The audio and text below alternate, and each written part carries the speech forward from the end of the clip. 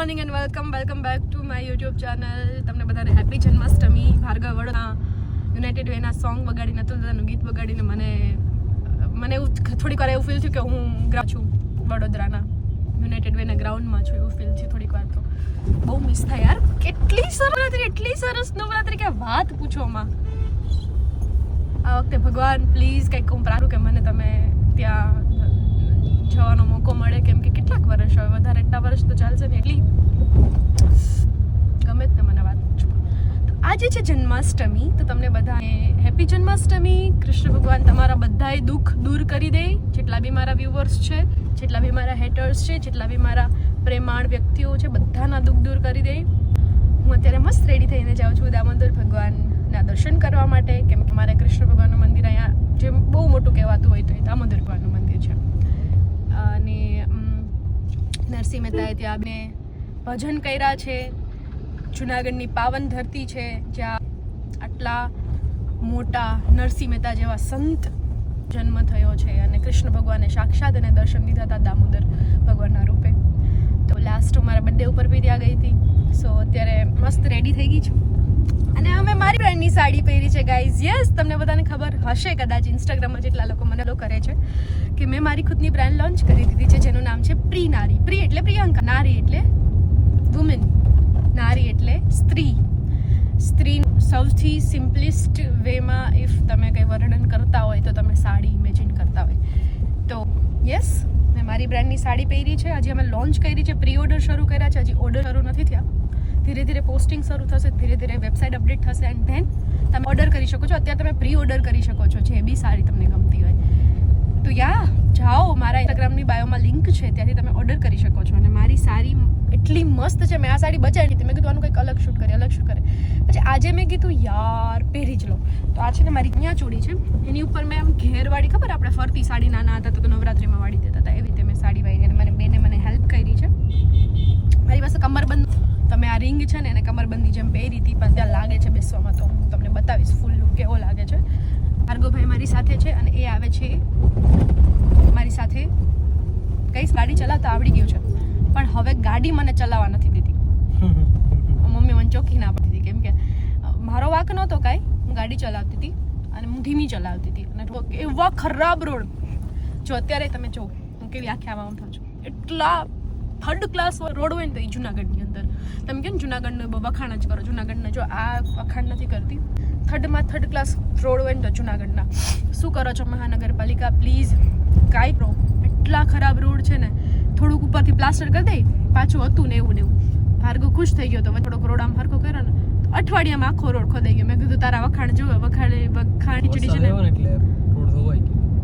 સાવ ખરાબ થઈ ગયો. મારે જે રસ્તો જાણ છે ત્યાં તો હું ગાડી ચલાવતી હતી ત્યારે, એટલે ભાર્ગવ મને બાજુમાં બેસીને શીખડાવતું હતું, અને ગાડી અંદર ગરી ગઈ. તો પાછળનું જે હોય એરિયા ને નીચેનો છે ને એ આખું આમ ઊંચું થઈ ગયું. એટલે મમ્મી કીધું આ ગાડી હલાવવા ના દેતો. અત્યાર સુધી મારી પાછળ પડી ગયા હતા, એટલા વર્ષથી ગાડી લીધી, ગાડી હલાવતા થતો. આખા ગામની છોકરીને જો કેવી ગાડી હલાવતા, એટલા ટોન્ટ મારી મને હેરાન કરી હતી. તો હું ડ્રાઇવિંગ સ્કૂલે ગઈ, મેં શીખી તો મને ચલાવવા નથી દેતા. વાવ, નાઇસ ગાઈસ. તો યા આજે મેં બહુ મહેનત કરી કે મને સાચા ફૂલ મળી જાય. મારા ભાઈ બિચારાએ બહુ મહેનત કરી કે સાચા ફૂલ મળી જાય, પણ ના મળી. મારે આજ મેની લગાડવી પડે, નકર આજ મને બહુ ઈચ્છા હતી. ગોપતાવ મંદિર ભરવાડ સમાજનું મંદિર છે ગાઈસ. જો આ મસ્ત, આપણે જેટલા કૃષ્ણ ભગવાનના મંદિર છે એટલા ટ્રાય કરશું જવાનું. એટલે આપણે દામોદર બેન પાસે ચાલશું. અને એટલું ટ્રાફિક છે જુનાગઢમાં કે વાત પૂછોમાં. પહેલા કેવો 7-8 સેલિબ્રેટ થતી, પહેલા તો દાદન ઘર વયા જતા, ત્યાં આખો દિવસ સેલિબ્રેટ કરવાનો. બધા ફઈના છોકરા, કાકાના છોકરા બધા આવ્યા હોય, એવી મજા આવતી ને કે વાત પૂછોમાં. હવે તો યાર જેમ મોટા થાય ને, જેમ જનરેશન આગળ વધે એમ ફેસ્ટિવલ્સનું પેલું થોડુંક ઓલું છે. કોઈને રેડી થવું નથી ગમતું, બધા નોર્મલ નાઇટ ડ્રેસમાં રખડે છે. યાર ફેસ્ટિવલ છે, રેડી થાવ. મારી મોટા ઉપાડા કરો, મોટા ઉપાડા જ કરતી હોય, કાંઈક ને કાંઈક કરો યાર. સાડી કરો યાર. મમ્મી કે સાડી પહેરીને જઈશ? મેં કીધું યસ. એકચ્યુઅલી જાઉં તું સવાર વહેલું. ભાઈ છે ને મારો ભાઈ ડાયડા, મારો ભાઈ સવાર બોડો આવ્યો એટલે પછી મને ન ઉઠાડવું ગમું, બહુ પ્રેમ કરું છું. ક્યું તું છે મારું કાનુડુસ. અમારે સીલું કાનુડું અને અમારા બીજો કાનુડો, 2 કાનુડા હે અમારે. 2 કાનુડા, 2ને વધારે પડે. શિવલો કાલે રાતે મેં કાનો બનાવ્યો હતો, તમે કદાચ પૂજાના બ્લોગમાં જોયો હશે, કે આ તો આજના આગલા બ્લોગમાં જોયો હશે. તો ચલો let's go guys, let's go in tech દર્શન.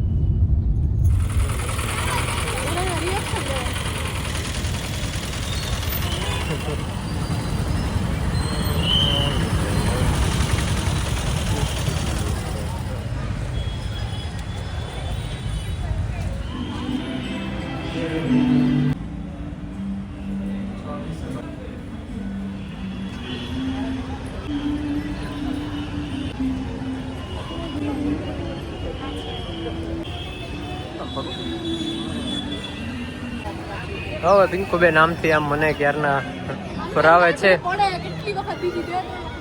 તું પડતો કેવી મજા એક તો ઓલરેડી બધે તારા હું જોઈ જ છે. એટલે બેનના ફ્રેન્ડ્સ એટલા બધા છે કે વાત જવા દો. મારા કોઈ એટલા ફ્રેન્ડ્સ છે નહીં. તમે તમારા બાપ ધોવા માટે અહીંયા આવી શકો છો. ક્યાંથી આવું? અહીંથી આમ નીકળો મારે પાણીથી આમ. વરસાદ આવી ગયો.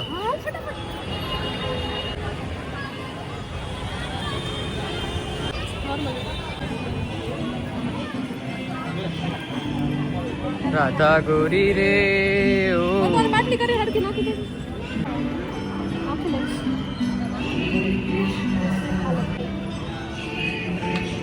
અંદરનો લઈ જઈ શકે ને અલાઉડ નથી.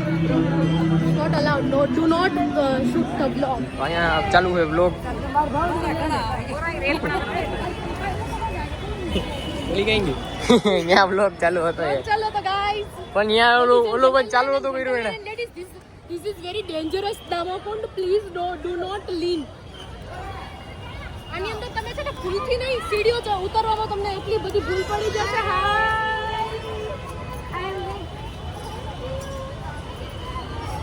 કેમ છો? બસ મજા આવે. સેલ્ફી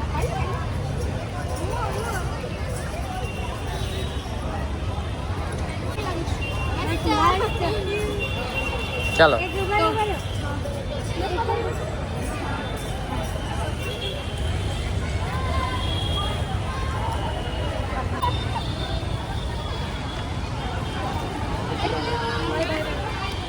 તો પ્લીઝ આમાં પગથિયા ઉતારવામાં બહુ અંદર ધ્યાન રાખવું પડે એમ છે. કેમ કે એકાદું પગથિયું મિસ થઈ ગયું ને તો તમે હેરાન પરેશાન.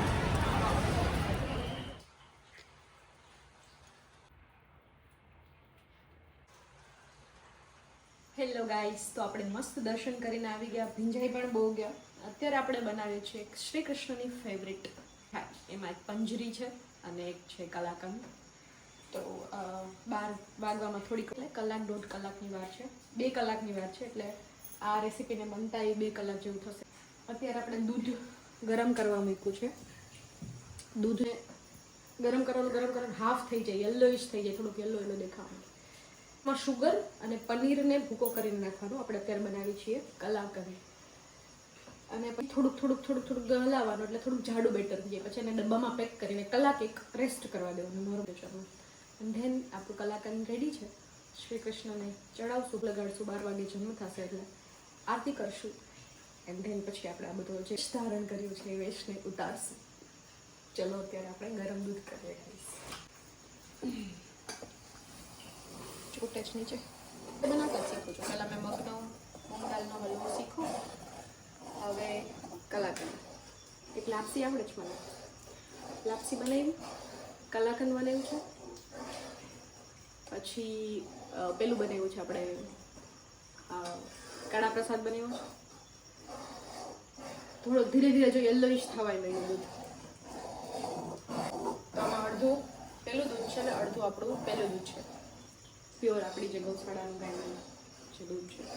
દૂધ નહોતું, વધારે દૂધ છે. તો ગાઈસ જો આપણે આટલું દૂધ ભર્યું હતું અને દૂધ આટલું થઈ ગયું છે. તો આમાં ખાંડ નાખી છે જરૂર પૂરતી. અને હવે પનીર ભૂકો કરીને રાખ્યું છે. તો થોડીક 5 મિનિટ થોડુંક શુગરને ઉગડવા દેશું એટલે થાય પનીર. એટલે પહેલી વખત બનાવું છું એટલે ખબર નહીં કેવું બને.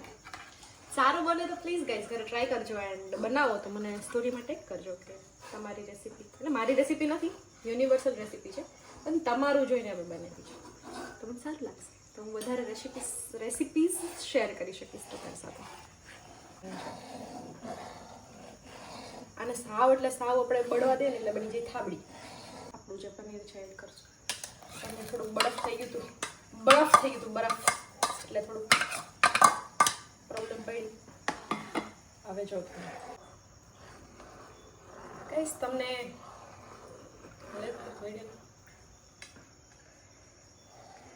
કલાકંદ મને ક્યારની બનાવવાની ઈચ્છા છે ખબર. મેં ફિલ્મ જોયું લાપતા લેડીઝ, એમાં ખબર પેલી બનાવતી હતી, શું નામ એનું? એને જ જોયું. જે છોકરી છે નામ સારું છે, એ કલાકંદ બનાવતી હતી ખબર. પેલા હલવાઈ પાસે, પેલા હલવાઈ વાળા જેવા બેન હતા એની પાસે હતી, એન્ડ ધેન એની પાસે હતી ને ત્યારે એ કલાકંદ બનાવતી હતી એના ભેગા. પછી જ્યારે એનો ઘરવાળો મળી જાય ને ત્યારે ઓલી જે શોપ ઓનર હતી ને ભેગું કામ કરતી હતી અને એ કલાકંદ બનાવતી. શોપ ઓનર છે ને સમોસા બનાવતી. તો જ્યારે એનો ઘરવાળો મળી જાય ને ત્યારે પેલા નું ખાય, પેલા કે મોસી ખાવ ને એમ તમે કલાકંદ. તો કે મારી જિંદગીમાં એવી કંઈ ખુશી નથી કે મારે કલાકંદ ખાવું જોઈએ. પછી એમને ઘરવાળો મળી જાય ને છેલ્લે હેપી એન્ડિંગ થાય ત્યારે કલાકંદ ખાય. ત્યારથી મને ઈચ્છા હતી કેવું હશે કેવું હશે કેવું હશે. યા મોસ્ટલી આપણું મતલબ થઈ ગયું છે. બસ 2 મિનિટ એટલે સેજ જાડું, આ સેજ આટલું છે જો આવી કંડ આવી એની શું કહેવાય આને હલવાઈની ભાષામાં શું કહેવાય આને આવી આની ચાસણીનો લુક, ચાસણી તો નહીં પણ આવું આટલું જાડું થશે થીક બેટર થઈ ગયું. ગેસ જોઈ લો આવું રાખવાનું છે. એન્ડ ધેન હજી આપણે 4-5 કલાક નોર્મલ ટેમ્પરેચરમાં રાખવું હોય ને તો તમારે 4-5 કલાક વહેલું બનાવવું પડે. પણ આપણી પાસે એટલો સમય નથી કેમ કે ઓલરેડી 11 વાગી ગયા છે. એટલે આપણે થોડીક વાર આને 5 મિનિટ રેસ્ટ કરવાનું છે. ધેન આપણે ફ્રીજમાં રાખી દઈશું. ચક્કી બેન આની મેં કીધું ડબડો નાનો પડશે પણ થઈ ગયું ને ખાસું દૂધ આખું ભર્યું હતું. મેં કીધું ને થોડુંક જ થઈ જશે દૂધ. હવે સુગંધ સાંભળીને એવી બેન થઈ ગઈ છે. એટલે હું ભૂલી ગઈ પિસ્તા લઈ આવતા. એટલે આપણે ખજૂર અને તમને મારું કલાકંદ કેવું લાગ્યું પ્લીઝ કમેન્ટ કરજો.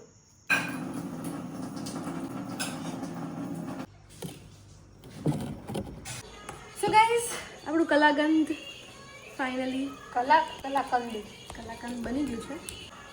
તો આપણે શ્રી કૃષ્ણનો ભોગ